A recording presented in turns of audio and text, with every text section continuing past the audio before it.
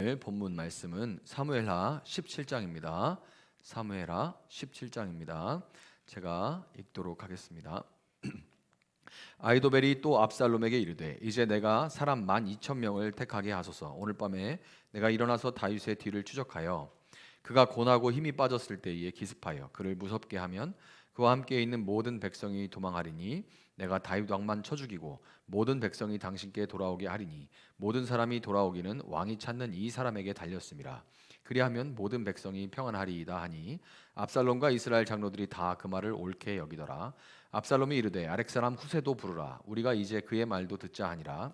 후세가 압살롬에게 이르매 압살롬이 그에게 말하여 이르되 아히도벨이 이러이러하게 말하니 우리가 그 말대로 행하랴. 그렇지 아니하거든 너는 말하라 하니 후세가 압살롬에게 이르되 이번에는 아히도벨이 베푼 계략이 좋지 아니하니이다 하고 또 후세가 말하되 왕도 아시거니와 왕의 아버지와 그의 추종자들은 용사라. 그들은 들에 있는 곰이 새끼를 빼앗긴 것 같이 격분하였고 왕의 부치는 전쟁에 익숙한 사람인즉 백성과 함께 자지 아니하고 지금 그가 어느 굴에나 어느 곳에 숨어 있으리니 혹 무리 중에 몇이 먼저 엎드러지면 그 소문을 듣는 자가 말하기를 압살롬을 따르는 자 가운데에서 패함을 당하였다 할지라. 비록 그가 사자 같은 마음을 가진 용사의 아들일지라도 낙심하리니 이는 이스라엘 무리가 왕의 아버지는 영웅이요 그의 추종자들도 용사인 줄 알미니이다. 나는 이렇게 계략을 세웠나이다. 온 이스라엘을 단부터 브엘세발까지 바닷가의 많은 모래같이 당신께로 모으고 친히 전장에 나가시고 우리가 그 만날 만한 곳에서 그를 기습하기를 이슬이 땅에 내림같이 우리가 그의 위에 덮여 그와 그 함께 있는 모든 사람을 하나도 남겨두지 아니할 것이요 또 만일 그가 어느 성에 들었으면 온 이스라엘이 밧줄을 가져다가 그 성을 강으로 끌어들여서 그곳에 작은 돌 하나도 보이지 아니하게 할 것이니이다 하매 압살롬과 온 이스라엘 사람들이 이르되 아렉 사람 후세의 계략은 아히도벨의 계략보다 낫다 하니 이는 여호와께서 압살롬에게 화를 내리려 하사 아히도벨의 좋은 계략을 물리치라고 명령하셨음이더라. 이에 후세가 사독과 아비아달 두 제사장에게 이르되 아히도벨이 압살롬과 이스라엘 장로들에게 이러이러하게 계략을 세웠고 나도 이러이러하게 계략을 세웠으니 이제 너희는 빨리 사람을 보내 다윗에게 전하기를 오늘 밤에 광야 나루터에서 자지 말고 아무쪼록 건너가소서 하라. 혹시 왕과 그를 따르는 모든 백성이 몰사할까 하노라 하니라. 그때 요나단과 아히마아스가 사람이 볼까 두려워하여 감히 성에 들어가지 못하고 에느로겔 가에 머물고 어떤 여종은 그들에게 나와서 말하고 그들은 가서 다윗 왕에게 알리더니 한 청년이 그들을 보고 압살롬에게 알린지라. 그 두 사람이 빨리 달려서 바후림 어떤 사람의 집으로 들어가서 그의 뜰에 있는 우물 속으로 내려가니 그 집 여인이 덮을 것을 가져다가 우물 아귀를 덮고 찌은 곡식을 그 위에 널매 전혀 알지 못하더라. 압살롬의 종들이 그 집에 와서 여인에게 묻되 아히마아스와 요네단이 어디 있느냐 하니 여인이 그들에게 이르되 그들이 시내를 건너가더라 하니 그들이 찾아도 만나지 못하고 예루살렘으로 돌아가니라. 그들이 간 후에 두 사람이 우물에서 올라와서 다윗 왕에게 가서 다윗 왕에게 말하여 이르되 당신들은 일어나 빨리 물을 건너가소서. 아히도벨이 당신들을 해하려고 이러이러하게 계략을 세웠나이다. 다윗이 일어나 모든 백성과 함께 요단을 건널세 새벽까지 한 사람도 요단을 건너지 못한 자가 없었더라. 아히도벨이 자기 계략이 시행되지 못함을 보고 나귀의 안장을 치우고 일어나 고향으로 돌아가 자기 집에 이르러 집을 정리하고 스스로 목매어 죽음에 그의 조상의 묘에 장사되니라. 이에 다윗은 마하나임에 이르고 압살롬은 모든 이스라엘 사람과 함께 요단을 건너니라. 압살롬이 아마사로 요압을 대신하여 군 지휘관으로 삼으니라. 아마사는 이스라엘 사람 이드라라 하는 자의 아들이라. 이드라가 나하스의 딸 아비갈과 동침하여 그를 낳았으며 아비갈은 요압의 어머니 수르야의 동생이더라. 이에 이스라엘 무리와 압살롬이 길르앗 땅에 진친이라. 다윗이 마하나임에 이르렀을 때에 암몬 족속에게 속한 라빠 사람 나하스의 아들 소비와 로데발 사람 암미엘의 아들 마길과 로글림 길르앗 사람 바르실레가 침상과 대야와 질그릇과 밀과 보리와 밀가루와 볶은 곡식과 콩과 팥과 볶은 녹두와 꿀과 버터와 양과 치즈를 가져다가 다윗과 그와 함께한 백성에게 먹게 하였으니 이는 그들 생각에 백성이 들에서 시장하고 곤하고 목마르겠다 함이더라. 아멘. 자, 오늘 사무엘하 17장 말씀을 이렇게 여러분과 함께 나누게 돼서 참 감사하고 기쁩니다. 신앙생활을 하면서 우리가 자주 쓰는 말이 있는데요. 자주 쓰면서도 사실은 그 의미가 어느 정도 모호하다 느껴지는 그런 말이, 그런 표현이 하나 있습니다. 그 중에 대표적인 것이 뭐냐면 하나님께 맡겼다. 하나님께 맡겼다. 하나님께 한번 맡겨보세요. 이런 말입니다. 이게 자주 쓰는 말이에요. 여러분들도 많이 들어봤을 거고 또 누군가에게 그런 표현들을 사용해서 조언하거나 권면한 적들이 있을 거예요.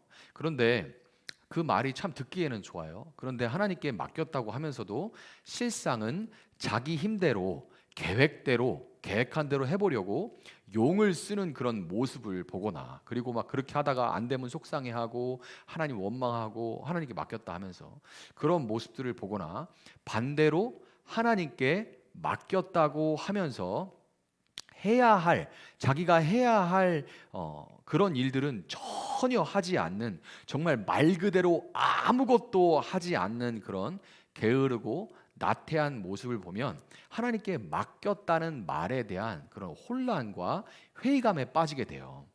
하나님께 맡겼다 하면서도 정말 내 계획대로 내 힘대로 하려고 용을 쓰는 모습, 아니면 맡겼다 하면서 정말로 주어진 어떤 일도 하지 않고 게으르고 나태한 모습을 보이면서 하나님께 맡겼는데 뭐 이렇게 말하는 사람들 보면 혼란하게 되는 거죠. 자, 모든 운동이 그렇지만 특별히 수영이라는 운동이 어려운 이유는 몸에 힘을 빼지 못하기 때문입니다. 몸에 힘을 빼지 못하기 때문이에요. 처음 수영이라는 것을 시작을 하면 온몸에 힘을 줘서, 특별히 이제 팔에 막 힘을 줘서 막 휘젓고 다리에 막 힘을 줘서 막 쫙 핀 다음에 막 젓죠. 확 휘저어요.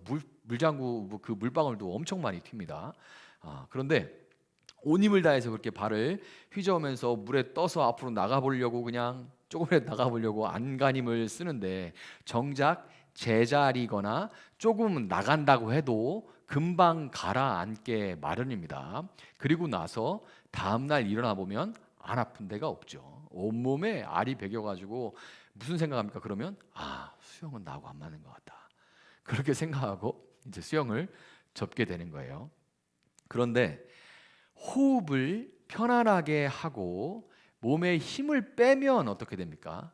호흡을 편안하게 하고 몸에 힘을 빼면 그냥 저절로 물에 뜹니다. 그냥 저절로 물에 둥둥 떠요. 호흡을 편안하게 하고 몸에 힘을 쭉 빼면 물에 몸이 둥둥 뜨게 됩니다. 그런데 여기서 생각해야 될 게 있죠. 물에 떴다고 해서 그냥 가만히 있으면 몸이 앞으로 나가지나요? 아니죠. 물에 떴죠. 물에 떴는데 그냥 가만히 뜬 채로 있으면 몸이 앞으로 나가지나요? 그렇지가 않죠.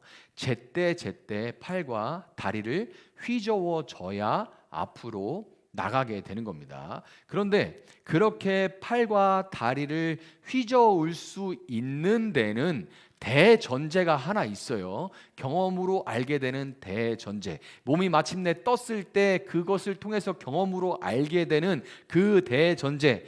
물에 몸을 맡기는 한 나는 절대로 가라앉지 않는다라는 거예요. 이게 진리입니다. 내가 이 몸을 물에 맡기는 한 절대로 나는 가라앉지 않아 라는 것을 분명히 알고 나면 그때부터 자신 있게 이제 몸에 물에서 손과 발을 휘저어서 앞으로 나가게 되는 거죠. 그 물에 뜬다는 그 사실을 알지 못하면 팔과 다리를 휘저을 수가 없는 거예요. 하나님께 맡긴다는 것이 이와 같습니다. 하나님이 강한 팔로 우리 인생을 떠받들고 계시다는 믿음, 하나님이 강하신 팔로 우리 인생을 떠받들고 있다는 그 믿음. 내 몸이 크면 클수록, 우리가 욕조에 몸이 큰 사람이 들어가는 물이 더 많이 넘치죠. 왜 더 많이 넘치는 거예요? 그만큼 물이 내 몸을 확 밀어주기 때문에 그렇습니다. 몸이 큰 사람이 들어가면 물이 그만큼 더, 수영장 같은 곳에서는 나를 그 공간만큼, 부피만큼 나를 밀어서 나를 뜨게 만들어주는 거예요. 몸이 이렇게 크면 큰 만큼 물이 더 큰 부력으로 나를 밀어주는 것 같이 내 삶의 무게가 견딜 수 없이 무겁고 힘들면 힘들수록, 무겁고 힘들면 힘들수록 수고하고 무거운 짐진 자들아 다 내게로 오라, 내가 너희를 쉬게 하리라 말씀하신 그 주님이 내가 무게에 짓눌려 버리지 않도록 더욱 나를 힘있게 떠받쳐 주신다. 내 인생이 무겁고 힘들면 힘들수록 주님께서 나를 내 짐이 무거우면 무거울수록 수고하고 무거운 짐자들아 다 내게로 오라 말씀하신 그 주님이 나를 내 삶을 더욱더 힘있게 떠받들어 주신다라는 그 믿음이 있을 때, 우리는 어떤 상황에서도 팔과 다리를 다시 한 번 더 휘저어서 나아갈 수 있게 되는 거예요. 여러분, 다윗은 아들의 반란과 함께 그에게 천재 지략가인 아히도벨이 붙어 있다는 사실을 듣고 혼비백산에서 왕성 예루살렘을 떠나서 아주 혼비백산 도망을 칩니다. 지금 이제 예루살렘을 버리고 도망하는 중이에요. 사람이 겪는 아픔 중에서 가장 큰 아픔 중에 하나가 누군가의 배신을 겪는 건데, 특별히 사랑하는 사람, 내가 마음을 줬던 사람이 나를 배신하는 것만큼 아픈 일이 별로 없습니다. 그런데 하물며 다윗은 속으로 장남인 암논보다 내 후계자로 이 압살롬이 내 다음 왕이 되었으면 좋겠다라고 여겼을 만큼 그렇게 사랑했던 아름다운 아들 압살롬이 아버지를 지금 죽이겠다고 칼을 뽑고 덤벼드는 그런 상황이니까 그 심정이 어땠겠어요. 도망가면서 정말 억장이 무너졌겠죠. 그렇지만 다윗은 이 상황 속에서도 그의 삶 전체를 감싸고 띄워주는 그 물과 같은, 그의 삶을 전체를 감싸고 밀어 띄워주는 물과 같은 하나님을 믿고 그 삶 전체에서 경험해 왔던 거죠. 난 절대로 가라앉지 않아. 내 몸을 하나님께 맡기는 이상, 내 삶을 하나님께 맡기는 이상 나는 절대로 가라앉지 않아 라는 그 믿음으로 자기를 맡기고 그 사람을 하나님께 맡길 수가 있었습니다. 그리고 맡기고만 가만히 있었던 건 아니에요. 지친 손과 발을 휘젓듯이 그가 한 게 뭐냐면, 이 아히도벨 이외에 또 한 명의 지략가인 자신의 절친 후세라는 사람을 왕궁으로 돌아가게 했어요. 후세가 원래는 다윗을 쫓아서 나도 너와 함께 가겠다라고 옵니다. 그때 다윗이 너는 여기서 나와 함께 있는 것이 좋지 못하다. 왕궁으로 돌아가라. 그러면 네가 나를 도울 수 있을 것이다 하고 후세를 들여보내요. 이것이 다윗이 물에 몸을 맡기듯이 그 삶을 하나님께 맡기고 지친 손과 발을 휘젓는 것과 마찬가지예요. 왜냐하면 다윗의 이 수를 손바닥 보듯이 뻔히 알고 있는 아히도벨 앞에서 압살롬이 아버지를 섬겼든지 내가 이제 내 친구, 당신의 아버지의 아들인 당신을 섬기겠습니다 라고 투항해 오는 후세를 받아줄 리가 만무하기 때문에 사실 이 손과 발 이게 휘젓는 것은 발버둥처럼 몸부림처럼 보일 뿐이에요. 왜냐하면 사실 아히도벨이 다윗이 무슨 생각하는지, 후세가 오면 다윗의 꿍꿍이구나, 제가 지금 또 살아보려고 몸부림 치는구나, 그러면서 그냥 후세를 잘라버리거나 내쫓아버리거나 죽여버리면 모든 게 끝나버립니다. 그런데 놀랍게도 이 압살롬이 후세의 그 말을 듣고 내가 당신을 섬기겠습니다 하는 그 말을 듣고 아버지의 절친이었던 후세를 받아줍니다. 하나님은 이미 다윗이 손과 발을 휘저웃고 있을 때, 그 삶을 하나님께 맡기고 손과 발을 휘젓기 시작할 때 그의 삶에 개입하여 일하시기 시작했던 거예요. 다윗과 그의 용사들은 전쟁에서 잔뼈가 굵은 베테랑들이었습니다. 그렇지만 비통함 때문에 반 정도 정신줄을 놓은 다윗은 대열도 갖추지 않고 그냥 막 대열도 안 갖고 정신없이 그냥 막 도망을 쳤어요. 무리들과 하면서 막 도망치면서 울면서 예루살렘을 떠나서 요단강 근처까지 지금 내려와 있는데 추적대를 따돌리기 위한 뒤에서 만약에 압살롬이 지금 쫓아오면 큰일 나잖아요. 아무런 전열도 갖춰지지 않은데. 그러니까 그 추적대를 따돌리기 위한 어떤 방책 같은 거는 전혀 세우지도 않고 전혀 진영도 갖추지 못해 그냥 흩어져서 그 지휘자인 왕은 그냥 지금 정실줄을 놓고 울고 있는 그런 상황이었습니다. 이런 사정을 뻔히 알고 있는 아히도벨은 속전속결로 다윗의 진영에 나에게 군사를 좀 내주시오. 그럼 내가 쳐들어가서 다윗만 골라서 죽이겠다. 그러면 속전속결로 그러면 지금 아무런 대책이 없는 그 백성들은 이제 다윗이 죽었으니까 구심점을 잃어버리고 모두가 다 압살롬 당신에게 돌아올 것이다. 이런 지략을 내놓습니다. 이 아히도벨의 말은 정말 논리적이고 누가 들어도 타당한 그런 지략이죠. 지략 있는 전략이죠. 그런데 후세가 그의 전략에 제동을 걸어요. 후세 역시 속으로는 압살롬이 아히도벨의 이 전략을 따른다면 다윗은 꼼짝없이 죽은 목숨이다 라는 걸 알고 있었으니까 지금 이 아히도벨의 전략에 제동을 걸 때, 딴지를 걸 때 얼마나 속으로 마음이 쫄깃쫄깃했겠습니까? 이거 지금 들으면 다윗은 꼼짝없이 죽은 목숨이다 라고 생각을 하고 있으니까요. 그래서인지 후세가 내놓은 전략은 냉철한 이성과 논리에 기반한 것이 아니라 철저하게 감정을 자극합니다. 이 아히도벨이 지략가였다면 지금 이 후세는 철저하게 감정을 자극해요. 온 이스라엘을 단부터 브엘세바까지. 이게 이 말이 우리나라하고 비교하면 저 남한을 보면 저 경기도 연천 정도부터 부산까지, 아니면 우리나라 한반도 전체를 보면 저 백두에서 한라까지라는 말인데, 백두에서 한라까지에 있는 사람들을 다 모으자는 말이 사실은 감정적으로는 감동적인 말이긴 하죠. 그러나 이게 실제적으로는 얼마나 말도 안 되는 얘기예요. 언제 그 북한 사람부터 해가지고 언제 다 모아 그 많은 사람들을. 자, 전쟁에 참여할 사람, 다윗 잡으러 갈 사람 모이세요. 그러면은 저 백두산에 있는 사람부터 모여와야 되는데 이게 얼마나 시간이 많이 걸리고 말도 안 되는 얘기입니까? 바닷가의 모래같이 바닷가의 많은 모래같이 당신에게 모으시고. 자, 이것도 역시 감정을 자극하는데, 특별히 아직은 나이가 어린 압살롬에게 은근히 당신이 왕이니까 너는 이럴 만한 힘이 있다는 것을 은근하게 띄워주고 있는 거죠. 그러니까 이제 젊은 압살롬이 그런 얘기, 바닷가의 모래같이 많은 당신의 백성이라는 말을 듣고, 그렇지, 내가 이제 왕이지, 그렇게 많은 백성들이 이제 내 말 한마디면 다 모일 수 있다는 거지 라고 은근히 띄워주고 있는 거예요. 역시 감성을 자극하고 있는 겁니다. 자, 이슬이 땅에 내림같이, 계속 뭐뭐 같은 이런 말들을 계속 쓰고 있죠. 우리가 그의 위에 덮여. 자, 이런 말들을 냉철하게 감정을 제하고 이렇게 보면 이건 전략이 전혀 없어요. 전략이 전혀 없고 그냥 감정적인 표현들로 감정만 자극시켜서 사람들을 잔뜩 모아가지고 그냥 한 번에 쳐들어갑시다, 이런 내용 없는 그런 얘기인 겁니다. 소리는 큰데 사실 내용은 하나도 없는 그런 얘기인 거예요. 그런데 이런 말도 안 되는 전략을 압살롬이 선택하게 되는데요. 이거는 후세가 처음 했던 말, 뭐라고 하냐면 왕도 아시거니와 왕의 아버지와 그의 추종자들은 용사라. 그들은 들에 있는 곰이 새끼를 빼앗긴 것 같이 격분하였고 라는 표현 때문에 그렇습니다.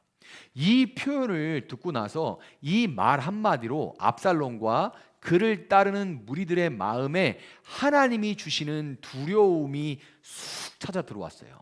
하나님이 그들의 마음 가운데 두려움을 주신 거예요. 정작 다윗은 지금 지친 노인이었고 지쳐서 또 아들에게 배신당해서 울고 있는 노인일 뿐이었음에도 불구하고 이 압살롬과 그의 무리들에게는 당장 그들을 언제든지 이런 애송이들을 금방 화가 나가지고 다 찢어버릴 그런 성난 곰처럼 여겨졌던 겁니다. 이게 그냥 생긴 게 아니라 하나님께서 그들의 마음 가운데 두려움을 심어주셨기 때문이에요. 본문 14절은 그래서 이렇게 말합니다. 이에 대해서 이는 여호와께서 압살롬에게 화를 내리려 하사 아히도벨의 좋은 계략을 물리치라고 명령하셨음이더라. 아멘. 이렇게 평가해요. 하나님이 누가 개입했다고요? 하나님이 압살롬을 멸하시고 다윗을 살리고자 개입하셨다라고 성경은 이야기를 하고 있는 겁니다. 여러분, 다윗이 하나님께 맡기고 지친 손과 발을 저 나갔을 때 하나님은 그의 삶에 개입하셔서 모든 악을 선으로, 다윗이 저질렀던 모든 실수와 연약함과 악함들을 다 선으로 바꿔 가셨던 겁니다. 압살롬이 후세의 안을 택했을 때, 후세의 전략을, 아이도벨 거를 버리고 후세의 안을 선택했을 때 제사장 아비아달과 사독의 아들들인 요나단과 아히마스가 다윗에게 그 소식을 전하려고 가다가 발각당합니다. 그 소식을, 스파이가 돼서 그 소식을 지금 도망가 있는 다윗에게 전하려고 하다가 발각당해요. 자, 그러면 지금 발각당했는데 그들이 지금 그 소식을 전하려고 도망가고 있다는 걸 전해 들었어요. 근데 아직 못 잡았어요. 그러면 잘못하면 얘들이 가서 다윗에게 지금 우리가 어떻게 하려고 하는지를 전할 수도 있겠다. 그러면 어떻게 해야 돼요? 전략을 바꿔야 돼요. 전략을 바꿔야 됩니다. 그런데 압살롬은 이 일에 대해서 안일하게 아무런 조치도 취하지 않습니다. 왜 그런 거예요? 압살롬의 마음이 어두워지고 흐려졌기 때문에 그래요. 분별력이 흐려진 거예요. 누가 이 압살롬의 마음에 분별력이 이토록 흐려지게 만들었을까요? 역시나 하나님이 일하신 겁니다. 달아나던 요나단과 아히마아스가 한 집의 우물 속에 숨었을 때 그 집에 이름 모를 여인은 그들이 숨은 우물에 아귀를 덮고 그 위에 찌은 곡식을 얹어서 그 추적자들이 찾지 못하게 만들어주고 그들을 보호해 줍니다. 여러분, 그 여인의 마음을 움직이신 분은 또 누굴까요? 그 도망자들을 괜히 잘못 보호해줬다가 그들까지도, 이 지켜주고 보호해준 여인의 목숨까지도 위험할 수 있죠. 그런데 누가 그 여인의 마음을 움직여서 이 아히마아스가 요나단을 지켜 보호해 주었을까요? 역시나 하나님이 그 여인의 마음을 움직이신 겁니다. 자, 요나단과 아히마아스를 통해서 후세가 이 아히도벨의 전략을 막아내긴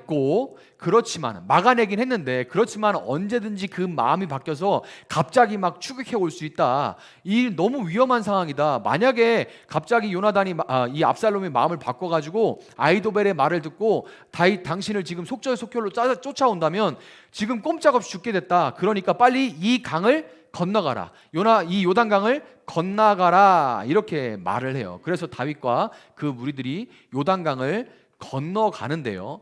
그 도망 온 사람들이 깊은 강을 건너서 도망갔으니 이제는 정말 파김치가 됐겠죠. 강 건너갔으니까 겨우 도망갔을 거예요. 어린아이도 겨우 안고 걸리고 해가지고 그 강을 건너갔는데, 그러고 나니까 물에 빠진 생쥐가 된 것 같은 이들을 그냥 버려두신 것이 아니라 하나님이 그 지역 사람들의 마음, 특별히 바르실레 가문의 마음을 움직여서 그들이 침상과, 누워 쉴 수 있는 침상과 먹을 것, 마실 것들을 가지고 나와서 지친 그들을 위로해 줍니다. 여러분, 이게 보이지 않지만 누구의 위로와 격려일까요?